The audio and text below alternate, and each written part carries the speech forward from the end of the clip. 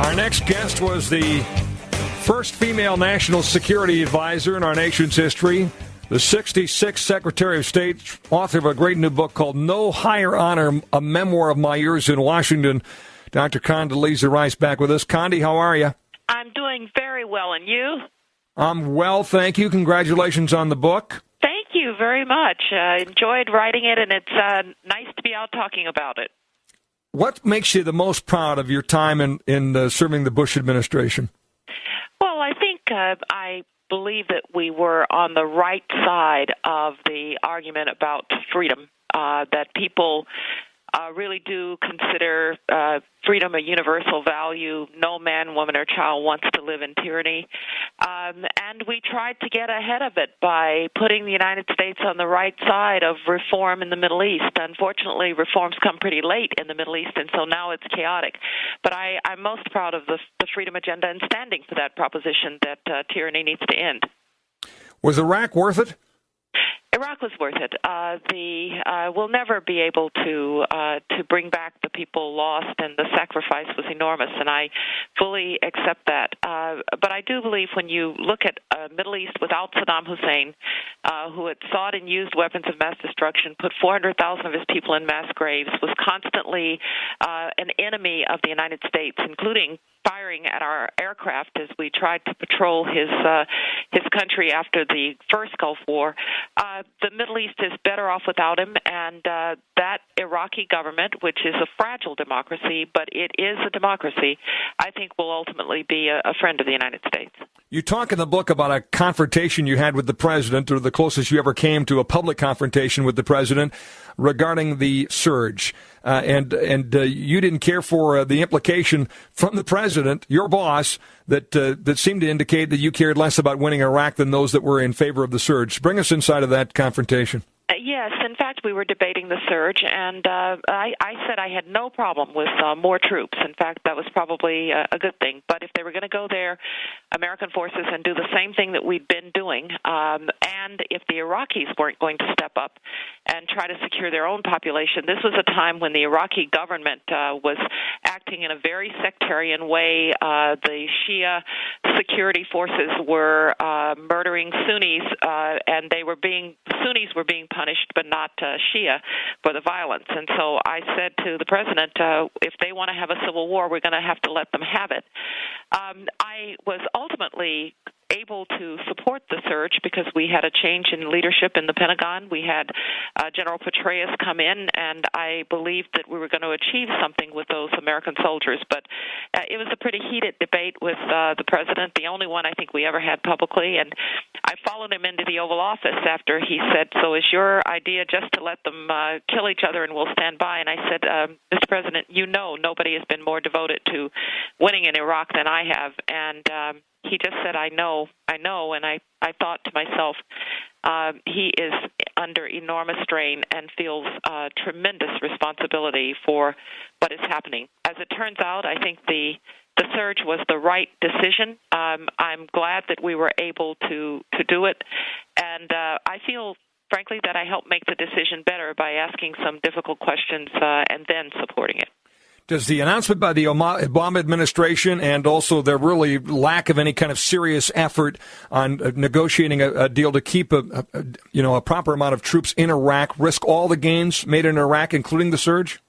Well, I am worried. I certainly think a residual American force to help train the Iraqis, particularly in counterterrorism, and to help them to keep their meddlesome neighbor Iran at bay, that would have been a much better decision. And I frankly don't know what happened in the negotiations. You know, we had the issue of immunity for American soldiers, too. And nobody wants American soldiers to be prosecuted in the Iraqi courts, which no one can really count on.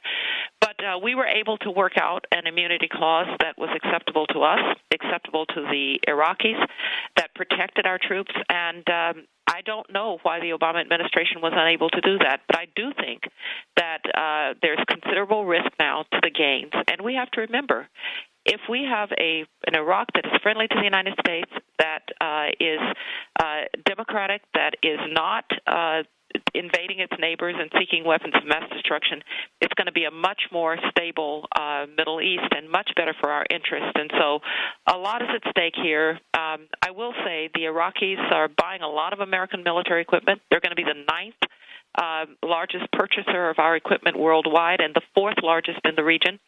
So there are some opportunities to continue to influence them through military training, but I wish we had a residual force there.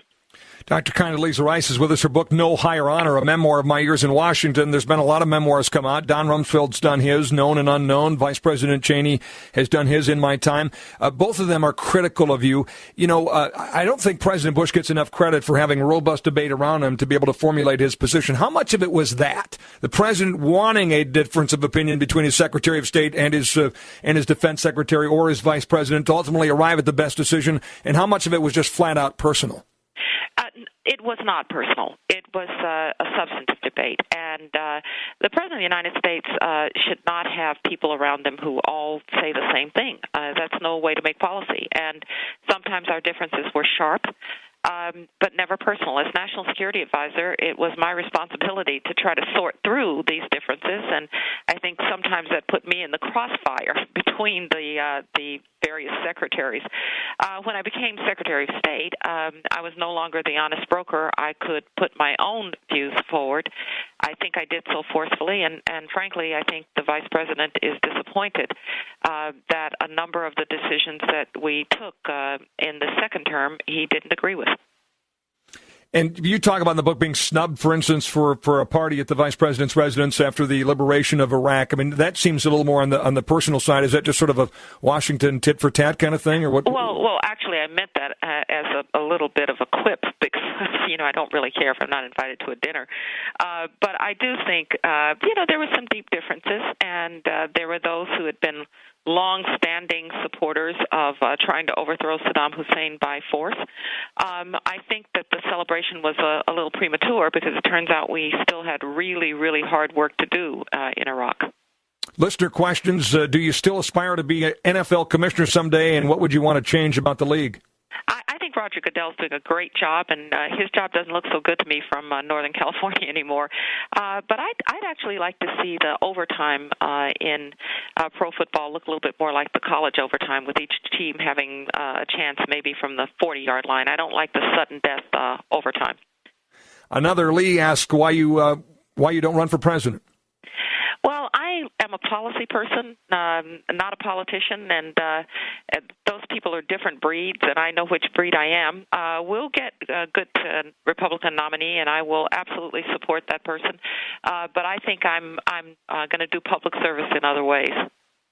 Is it gratifying to see President Obama change course on so much of his campaign rhetoric and ultimately go on? It doesn't get a lot of attention, but he really has come a long way on a lot of issues. He previously was critical of your policies, of the president's policies on Iraq, on Gitmo, on so many other things. Only about 20 seconds for your answer, but is that gratifying to see that happen? It is gratifying, and I think it's good for the country because in the war on terror, we need consistent pursuit of these people who would harm us. Great to talk to you, Condi. Still hoping we can get you to come to the great Fargo-Moorhead region and share your talent as a wonderful pianist. I'm not going to give up on that, okay? Forward to it. Good to talk to you. Take care. Condi Rice, the book No Higher Honor.